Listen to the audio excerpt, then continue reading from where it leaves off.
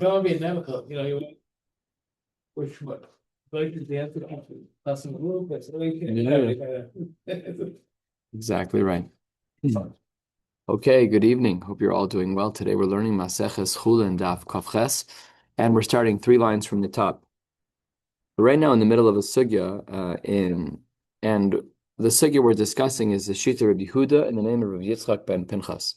And that opinion can be found toward the bottom of Chav Zayin Amud Beis, where he wrote, and I'm quoting, Ein shchita la'of min haTorah.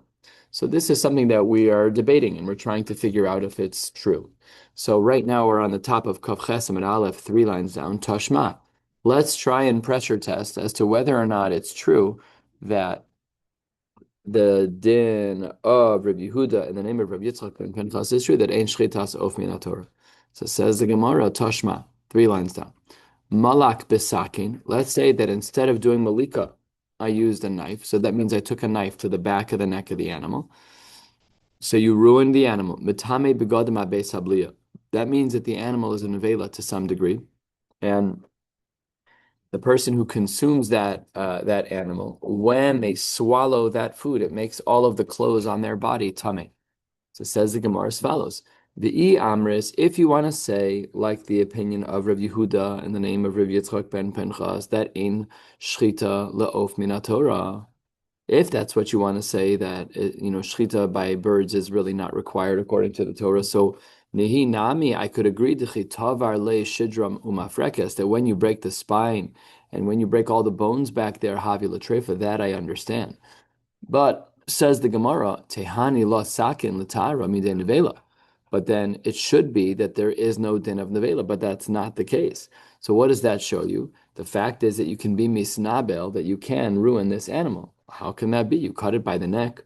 Should have worked. So says the Gemara, no, the opinion of Rabbi Yehuda in the name of Rabbi Yitzchak ben Pinchas, Huda Omar ki haitana. He holds like the following brisa, namely he has a marimakom that supports him, that holds that ein shchita le'of min haTorah. What is this brisa? So this is actually a brisa that is in Bechoros, and it reads like this: Detanya, Rabbi Lazar Hakapar Beribi Omer. He says, Ma Talmud Lomar Ach Ka'asher Yachel Es Hatzvi. So if you look at the pasuk on the side, it's quite an interesting pasuk in Dvarim Yud Beis Chaf Beis. The pasuk reads, Ach Ka'asher Yachel Es Hatzvi ve'es ha'ayal. If a person were to eat a deer or a ram, Kein Tochlenu Hatamei v'Hatahor Yachdav Yochlenu. They can be eaten by a tamei and a tahor. So it says the Gemara, why is it that we have one of these animals is not a domesticated? We don't do shchit. I mean, we can eat venison, but it's not like a korban dika animal. So it came to teach us something, but instead it taught us something about the din itself. What's that? Makish tzvi ve'ayom, the deer and the ram, they are being compared l'psule hamukdashin, to holy korbanos that became pasul. How so? Mapsule hamukdashin b'shchita, just like the things that were being brought in the Beis Hamikdash. If they could have become pasul b'mikdash, then we would say that they're shchita. Af tzvi ve'ayel b'shchita. Then the same thing is true by non-domesticated animals. You want to have a deer, no problem. You want to have a giraffe, no problem. Minus all the inherent complexities in shechting a giraffe and the cost and the value and all of that jazz. But the point is that we have shchita. Where don't we have shchita? And again, we're quoting Rabbi Lazar Akapar Beribi, Ve'of ein lo shchita midivrei Torah ela midivrei sofrim. So that's the source of Rabbi Yehuda in the name of Rabbi Yitzchak ben Pinchas. So says the Gemara, you asked, and I can't. You're right. That the brisa on the top does seem to imply that there is shchitas of min Torah. So what's the marimakom for Rabbi Yehuda in the name of Rabbi Yitzchak ben Pinchas? The Gemara says the proof is Rabbi Lazar HaKapar. Is that his name? Yeah. Yeah, Rabbi Lazar HaKapar, that he holds that ein shchita la'of min Torah. Okay. But the fact is that we said his name, which implies that there's someone who disagrees. It says the Gemara a third of the way down. Man Tana de Palig Ale de Rabbi Lazar HaKapar, Rebbe. Who's the one who argues with the Shita of Rabbi Lazar HaKapar? That's going to be Rebbe. De Tanya. We have a brisa from Maseches Yuma. Rebbe Omer, Rebbe says, the pasuk says in Dvarim, V'zavachta ka'asher tzivi sicha, that you should shecht like I have commanded you. This is actually one of the arguments used at Eish HaTorah, that the Torah is emes, and that there was a Torah Shabbal Peh. Why? Because the Torah says you should shecht as I have commanded you, but nowhere in Chumash does it say how to shecht. That's what we've been learning over the last many pages. Minayin l'shchita, that it's done betzavar, minayin, all these halachos that we've been learning, hadrasa, ikur, hagrama, chalada, all of these halachos. So says the Gemara over here that it's based on the pasuk of kasher tzivisicha, but we don't know. So therefore, what does the Gemara say based on this malamed? Because the Torah doesn't teach us about where it took place. It must have been learned in Torah Shabbal Peh. That's where Moshe comes in. Malamed shenitztave Moshe al haveshet ve'al hakonet. Moshe was commanded. That's what kasher tzivisicha refers to. Moshe was commanded to shecht the veshet, which is the esophagus, ve'al hakonet, and the windpipe. Ve'al rov echad b'shnayim, ve'al rov echad be'of. When it comes to birds, you only need 51% of one of the two simanim. Ve'al rov shnayim be'behema, and 51% of two simanim when it comes to a behema. Good. So anyways, short story is like this. Yesterday we began a sugya in the name of Rav Yehuda, Mishum Rav Yitzchak bar Pinchas, about whether or not, about ein shchita le'of min Torah, and we seemingly do have a machlokas about this between the Tanaim and the Shita that we saw in the name of Rav Yehuda, and he's an Amora, is that he holds like the opinion of Rabbi Lazar HaKapar, and we hold like the opinion of Rebbe, that Rebbe holds not that way. Rebbe holds that you need to cut rove even for birds. Good. We paskin this way. If a person were to eat a bird that was not shechted properly, so then the halacha is that you ate treif. Now, just to be clear, even according to Rabbi Yehuda in the name of Rabbi Yitzchak ben Pinchas, the only time that we say ein shchita by oath, it's not to say that you're allowed to kill it by stabbing it in the heart. That's not allowed. It still has to be cut by the neck. It just has to be cut by the neck, but it doesn't have to be kosher. So let's say you could chop its head off. That's fine. That would work, but there are no, and we're going to learn a little bit later about a little bit more of the nuances in that, but that's how the Gemara concludes.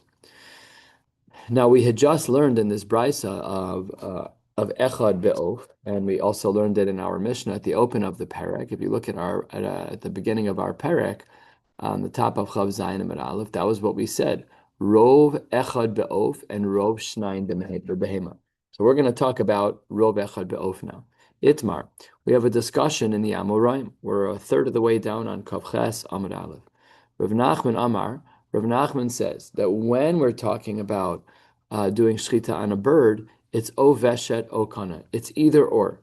You either can cut the windpipe, which is in the front center. That's where our windpipes are, front center, because that's where our Adam's apple is. And we spoke about this earlier, that the kova and the tabas hagdola and tabas haktanos, they all surround. So that's the cartilage that we feel here, the cricoid cartilage, as they write in the science books. And that's what's front and center. So it's either or, says Rav Nachman. When it comes to the bird, it doesn't matter which one you cut. It's actually quite difficult to cut only the esophagus without also cutting. There's a way to manipulate and do it, but it is quite difficult. But Rav Nachman holds this way. This is actually what's quoted in Shulchan Aruch. The best is the esophagus. The best is the esophagus. Did I say it wrong? No. Yeah, the best is the esophagus. Esophagus is where you eat. Yeah, but it's just not the frontmost. That's all I'm saying. They're two different things. The kana is the trachea. Sorry if I misspoke. The kana is the trachea. That's front and center, and the veshet is behind. Fine, very good. That is Rav Nachman, either or. You can either do the veshet or the kana. Rav Ada bar Ava Amar veshet velo kana. He says if you're only doing one, which is the din of our Mishnah at the open of the perek on the top of Chav Zayin and Aleph, if you're only doing one, you have to do the veshet. Now let's start analyzing these shitas. Rav Nachman, who said Omar o veshet o kaneh, because the Mishnah on the top of Chav Zayin Amud Aleph says echad ktani, echad koldehu, either one. Doesn't matter to me. As long as you do one, the bird's going to be kosher. It has to be rov of the echad. Fine. But Rav Ada bar Ava Omar veshet velo kaneh, my echad miyuchad. Echad over here doesn't mean one. Echad over here means the singular, the one that's unique, that's miyuchad. Why is it miyuchad? Because it's more chamor than the kana. If the kana has some type of injury where there's a hole, we still allow for the shechita to take place. Masha Ein Kain, when it comes to the veshet, if there's a hole, we don't allow for the shechita to take place. We'd call that animal a treifa. So therefore, that's the miyuchad shabo. And therefore, when it comes to the echad, it's not echad either or, like Rav Nachman learned. It's echad, which is miyuchad, like Rav Adabar Ava learns, which means that it has to be the veshet, which has more halachos surrounding it. Now we're going to ask a bunch of questions to try and figure out who we hold like, and we will come up with an answer toward the bottom of the page. Siman, shachat, chatzayin, gargeres, pegima, techatas hov. Meisvei, question number 1. And looking at the siman, the mnemonic that we just learned, the first word is shachat. That's going to be our first source over here. So question number 1. Shachat es haveshet. If one were to shecht first the esophagus, ve'achar kach nishmata gargeres, and then the trachea slipped out of its typical position, the halacha is kshera. Nishmata hagar geres, if first the trachea slipped out of position, ve'achar kach shachad es haveshet, that doesn't count, that's psula. Shachad es haveshet, let's say one were to have cut the veshet, the esophagus, v'nimtzeis gargeres shmuta, and then afterwards we found that the gargeres was out of place, not before. And ve'eni yodein kodem shchita nishmata v'nachar shchita nishmata, I don't know when it slipped out of place. That's the case. So says the Gemara, this actually happens. That we assume that it's possible because we don't know when the trachea was dislodged. Now, what's missing over here? Over here, what we don't see in any line of this brisa that we just learned, what we don't see is the kana being shechted. The kana and the gargeres are synonymous. They're just different words for the same thing. It means the trachea. So therefore, the Gemara assumes that it's a kasha on the opinion of Rav Nachman. Rav Nachman was of the opinion that when our Mishnah says echad be'of, rov echad be'of, echad means either or the kana or the veshet. But if Rav Nachman was right, then how come this brisa never speaks about cutting the kana, the gargeres? So the Gemara says that's not really the right question. Because the reason why this brisa is structured the way that it is, in that we only show concern about the trachea dislodging, is because mishum de gargeres avida ishtemute. It's just talking about the metzias. It's more likely for the kana to be dislodged, and therefore that's what all the cases are about. But we don't invert the case because it's not common for the esophagus to be dislodged. So that's question number 1, asked and answered. We're 2/3 of the way down. Let's learn question number 2. Tashma. If you cut both simanim, but only 50% of both simanim, the halacha is that the animal is psula. And remember, we're talking about a bird. So you cut 50% of the trachea, 50% of the esophagus. The halacha is that it's psula. Why? Because we need rov be'echad, and there is no rov over here. Ve'ein sarach lomar be'behema. Of course, this is going to be true bebehema. Rabbi Yehuda Omer be'of ad sheyishchot es haveshet ve'es havriden. What do we see over here? When does Rabbi Yehuda say in regards to a bird that it would be kosher? Only if you cut the veshet, which is the esophagus, and if you cut the vriden, which are the major veins that are next to the veshet. So what do we see over here? No reference of kanet. So therefore, the sheet of Rabbi Yehuda in the brisa doesn't seem to fit with the sheet of Rav Nachman and the Amoraim. Kashya on Rav Nachman. Says the Gemara, no. Mishum de veshet samach levriden, because the veshet, the esophagus, is very close to the major veins and arteries in the neck of the chicken. That's why Rabbi Yehuda was talking about that. But it could be true that you could even cut the kana. Question number 3, Tashma. Shachat chatzi gargeres. Let's say that a person shechted half of the windpipe, v'shaha kedei shchita acheres, and you waited the amount of time that it would have taken you to do another shchita, and then v'gamra. The halacha is shchita so kshera. Now, my lav be'of, umay gamra legargeres, and therefore what we see is that even a windpipe could be cut, and therefore this is a support for Rav Nachman. And Akashia against Rav Ada bar Ava says the Gemara, lo, this isn't about a bird at all. The behema, we're only talking about a behema in this case, and therefore no raya, because the whole machlokas between Rav Nachman and Rav Ada bar Ava is only about birds and not about behemoths. Humai Gamra l'shchita kula. Maybe by the behema it's talking about both simanim and not one siman. So therefore, no proof at all. Let's move on to question number 4. Tashma, we have another question that's going to be brought against either Rav Nachman or Rav Ada bar Ava. Says the Gemara 12 lines or so from the bottom. Harei shahaya chatzi kana pagum. Half of the trachea was damaged. V'hosif alav kol shu v'gamro. And then you cut a little bit more, and then you've completely cut through the rove of the trachea. So again, it's if this is the diameter, the top part is ruined, and all you had to do is cut from the bottom half. So it says the Gemara as follows: Shchita sukshera, my lab be'of. Isn't this talking about a bird? Umay Gemara lakana. And here we see that perhaps what the iteration is over here, perhaps the Gemara is discussing the windpipe, and therefore maybe Rav Nachman is right. Kasha and Rav Ada bar Ava says the Gemara lo bebehemo my Gemara leveshet.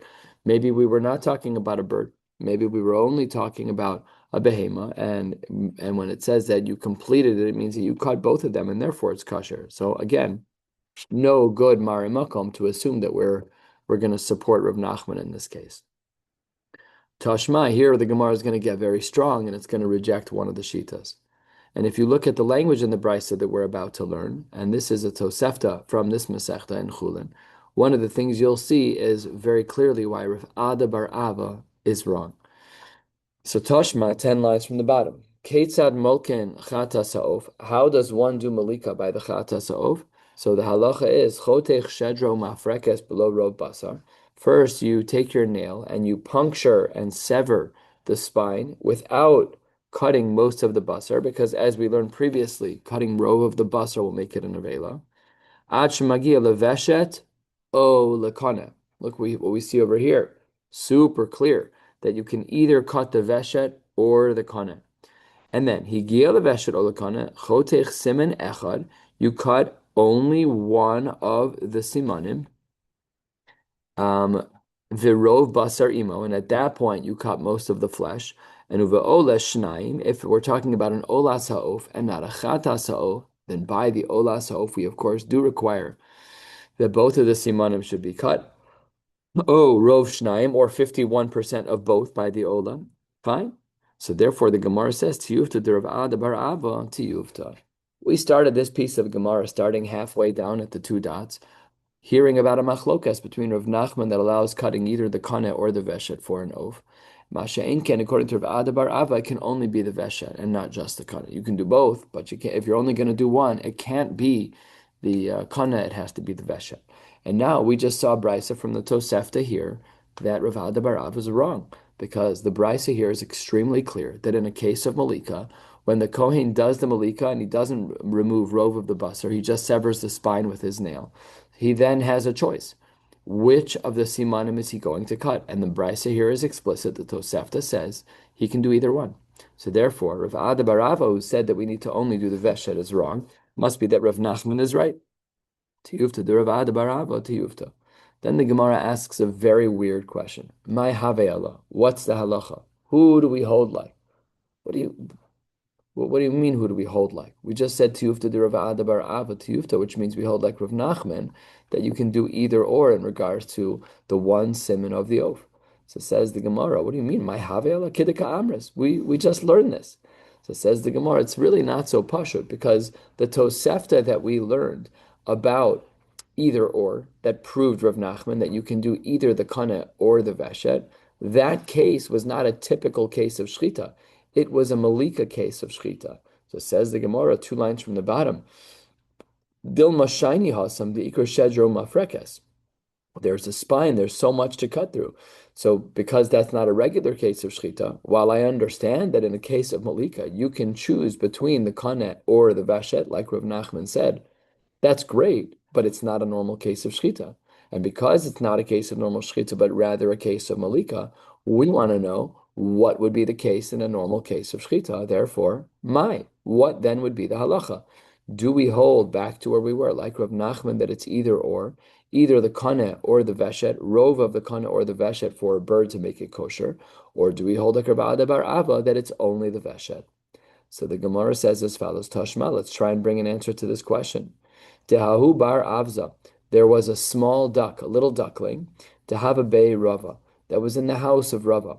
However, it was not in good shape.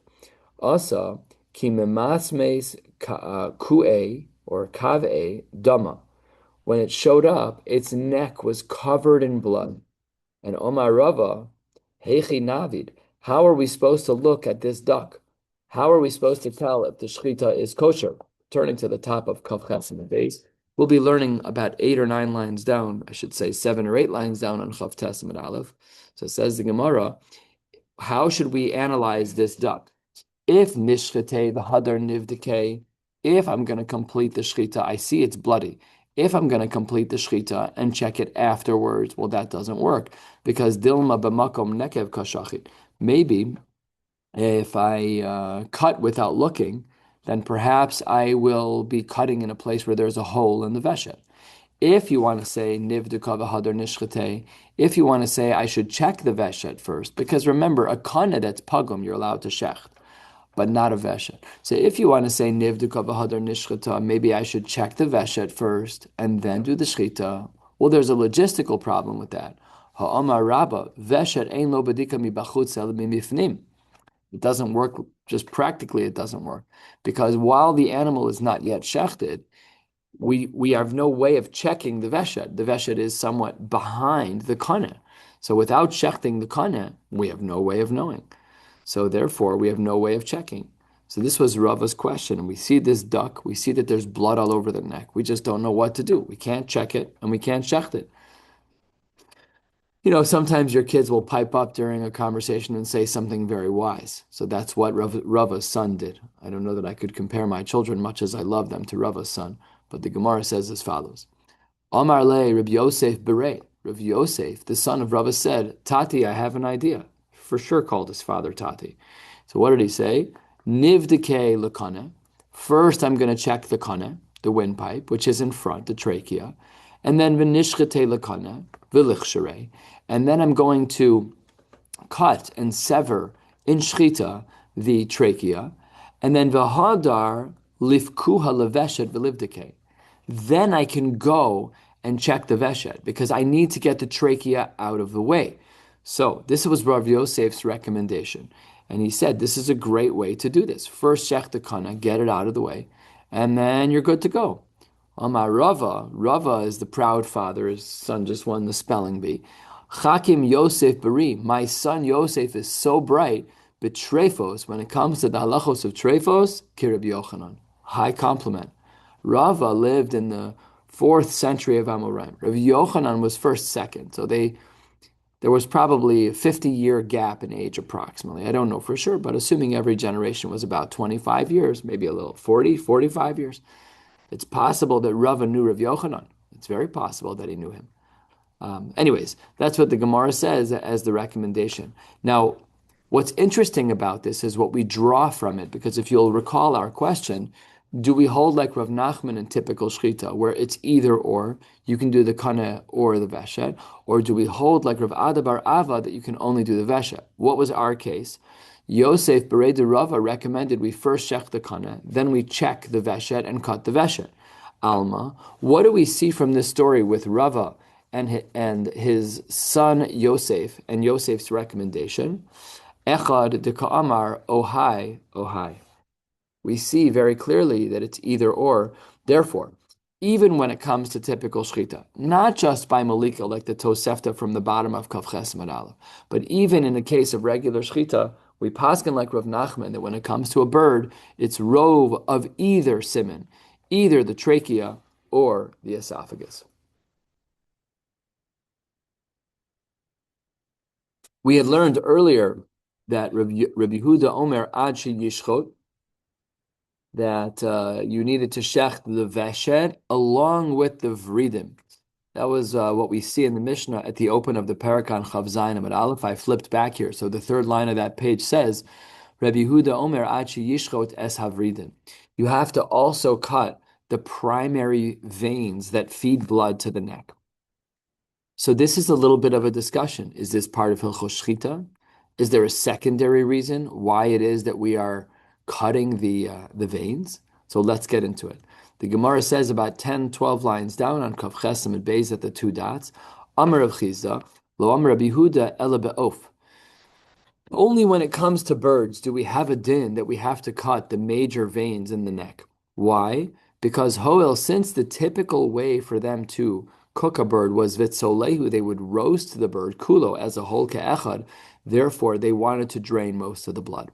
But aval behema, when it comes to an animal, we don't put a whole cow on a spit. It's just not what we do. Kevan de mintecha ever, since we dissect and we cut up the animal into pieces, therefore lo tzarech, I don't have to worry about all of the blood that's in the veins. So approach of the Gemara over here, the approach of the Gemara in the name of Rav Chizda is that the halacha of draining the veins of the chicken only apply by chickens, and it doesn't apply by behema because they would commonly make rotisserie chicken, the whole Gans animal.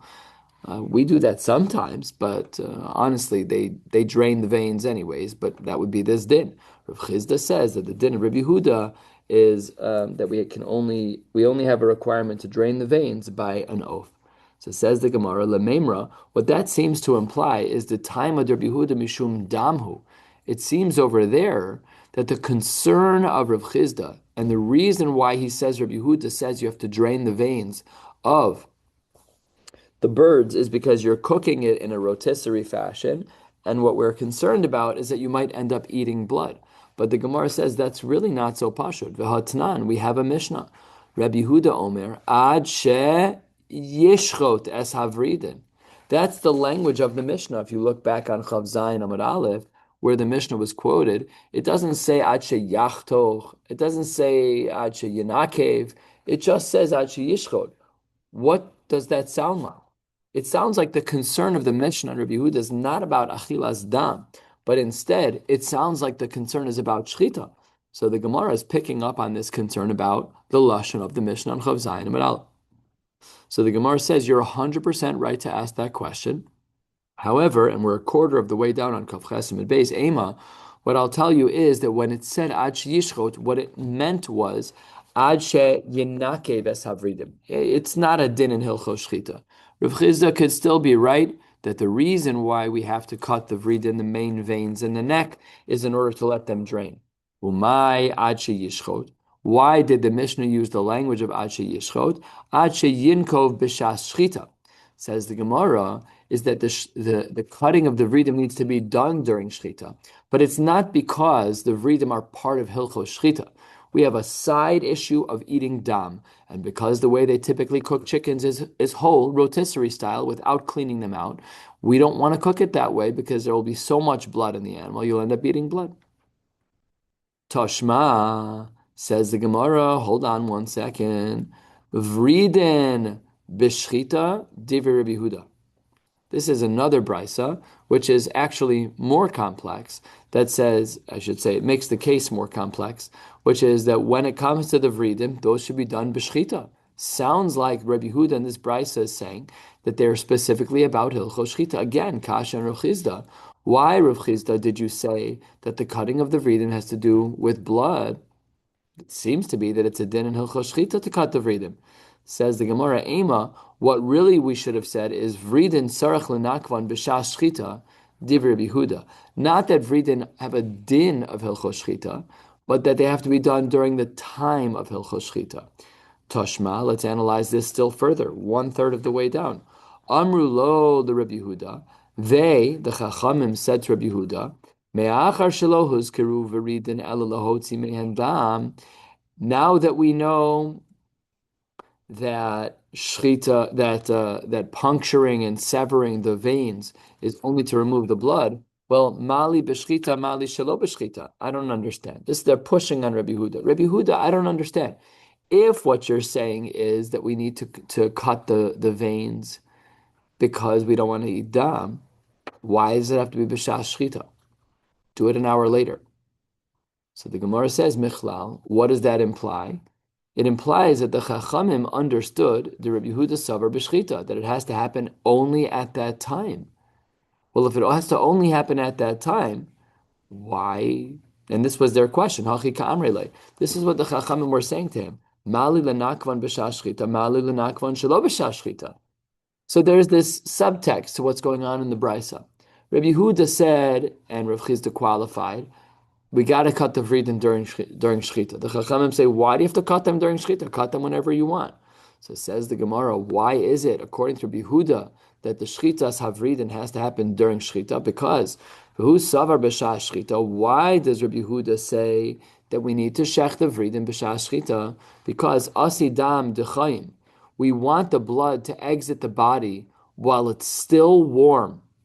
What happens when blood congeals, even at room temperature? It instantly becomes viscous and sticky very quickly. Shalo b'shah shchita lo asidam dekarir. If you do the shchita of the bird and cut the vridim at the time of the shchita, the body temperature of the bird, and therefore the temperature of the blood, I'm going to approximate, is 100 degrees. So literally the blood will just pump and then pour out of the body. You're good to go. However, if you wait, then the blood will congeal. Even at room temperature, blood becomes much, much thicker.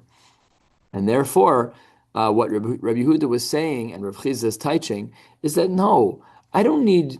It's not that the blood needed to be shechted at the time of the shchita because of hilchos shchita. It's just practical.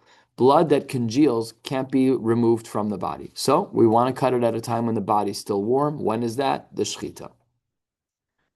Then asks the Gemara a question that seems out of order, and we're going to see a very important Rashi in just a moment. We're a little bit more than halfway down. Boy Rabbi Yirmiyah. And listen to this, it's very out of order. What did we just conclude? That Rabbi Yehuda holds that the vridin, the veins, have to be cut just for practical purposes of hilchos achilas dam, but not because of hilchos shchita. Now look at Rabbi Yirmiyah's question. Boy Rabbi Yirmiyah, vridin le Rabbi Yehuda. When we talk about veins according to Rabbi Yehuda, shah bahen, daras bahen mahu. What about hilchos shchita? What if there was shehiyah by the veins? What if you stopped in the middle? What if there was drisa? So Rashi, which is 1/3 of the way down, Dibur Hamaschil, Daras Bohen Mahu, Rashi says, Shchita Mamish by Rabbi Yehuda Olo. Do we actually need Shchita or not? Now, really, we answered this question. Look at the second part of Rashi. The Rabbi Yirmiyah lo shmiya lehad Rav Chizda. Rabbi Yirmiyah never heard the memra, the statement of Rav Chizda, that the din of Rabbi Yehuda has nothing to do with shchita, but has to do with achilas dam. He never heard it. So he was asking an inquisitive question. The question that we saw earlier, which is, why does Rabbi Yehuda in our Mishnah say that you have to cut the vridin? Rabbi Yirmiyah didn't know the answer. So Amar leha hu saba, hachi Amar Rabbi Lazar. So an elder gentleman answered Rabbi Yirmiyah and says, here's what Rabbi Lazar says. Ve'amri la Amar leha hu saba le Rabbi Lazar. Some say that instead of saying that it was Rabbi Lazar, this person said, Hachi Amar Rabbi Yochanan, that the older person said that this is what Rabbi Yochanan said, Menakvan bekotz v'hein ksherin. All you have to do is poke a hole in a way where the blood can drain. That's it. It's not tied to hilchos shchita. It's only practical to remove the blood before roasting it. And Tanya Kavase de Rav Chizda, this also tracks with an opinion of Rav Chizda. Shachat shnei chatza'e simonin be'of. Let's say that you cut 50% of each, the kana and the veshet in a bird. The halacha is pasal. Why? Because you didn't do rov. Ve'ein tzarich lomar be'behema. The Gemara is going to discuss it. The other, you got to cut completely through the first one to get to the second one. You're asking a wonderful practical question, but in theory, because the halacha is, remember that Rav Ada bar Ava held that you had to cut the kana. So what you would do is grip the neck of the animal in a way. Let's say this is the animal and this is the windpipe and this is the esophagus. So I would grab here and push the veshet forward and then shecht it. I would hold it like this and then shecht. So there's a way to do it. I thought you were asking a slightly different question. I thought you were asking about the mitzias of cutting exactly 50%, which is bichlal very hard. It came out impossible. No. Yes. But the Gemara paints this picture, is that let's say that there was a person, again, this is a brisa that's proving Rav Chizda's opinion, that if you, in fact, you were shachat, shnei chatzai simanin be'of, the halacha is that it's possible because neither of them are rov. Min tzarich lomar bebehema. Rabbi Yehuda Omer be'of ad sheyishchot es haveshet ve'es havridin. So we see that we have the same exact idea that's brought over here in the name of Rabbi Yehuda, that when it comes to birds, you have to shecht not only the veshet, but also the vridin. Good. So then the Gemara picks up over here at the 2 dots, 3/4 of the way down on Kav Ches Amud Beis. Chatzi echad be'of b'chulei.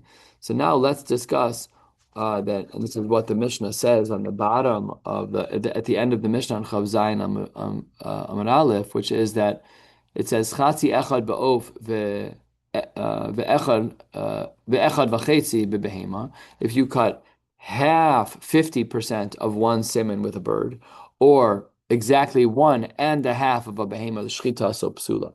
So let's discuss that and see how the Amoraim understand that.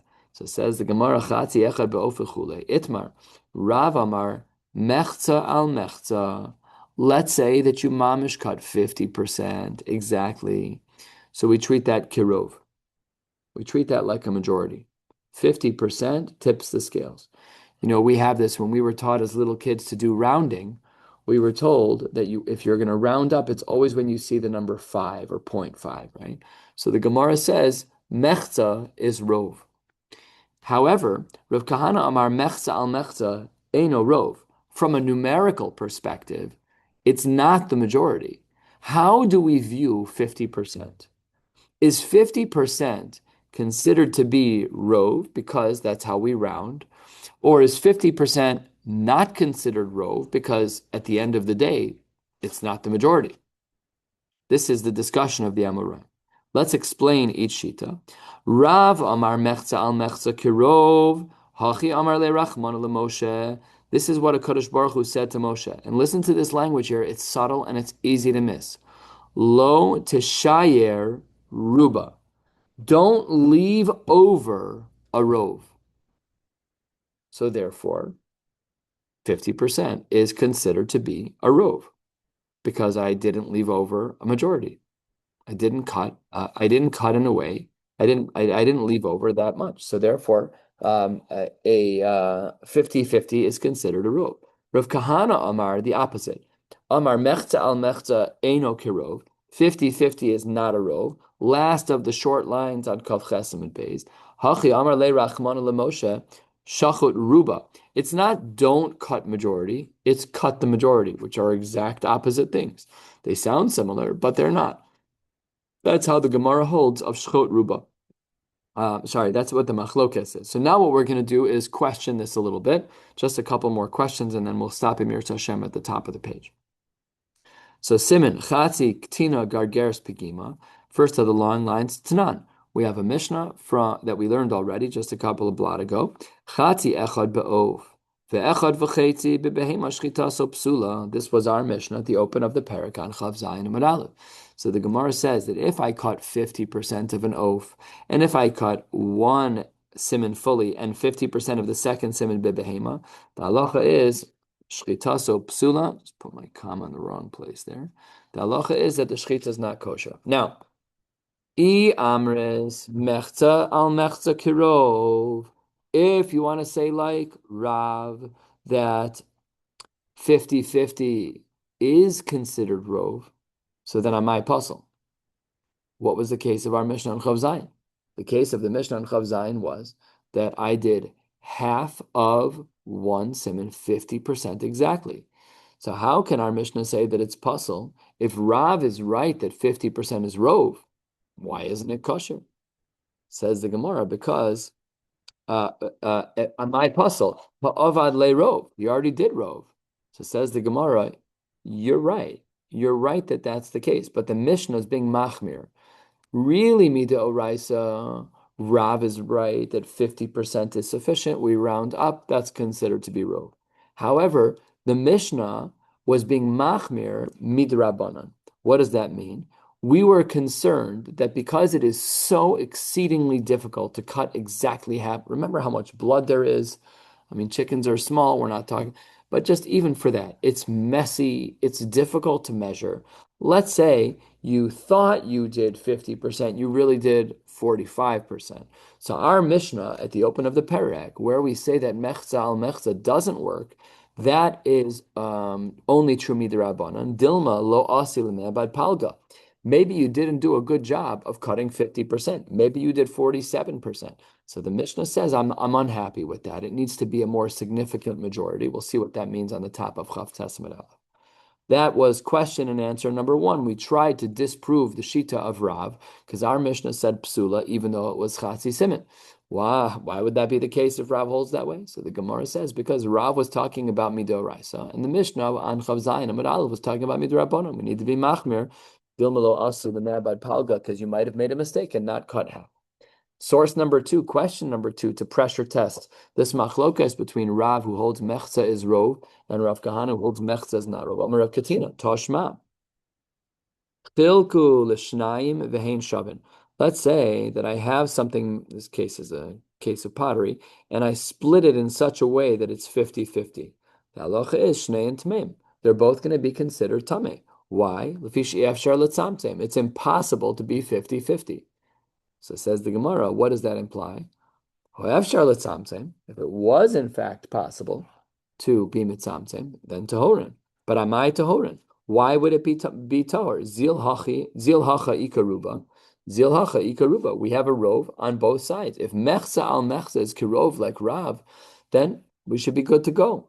Says the Gemara, Amar Rav Papa, trei rube bechad monaleka. Nah.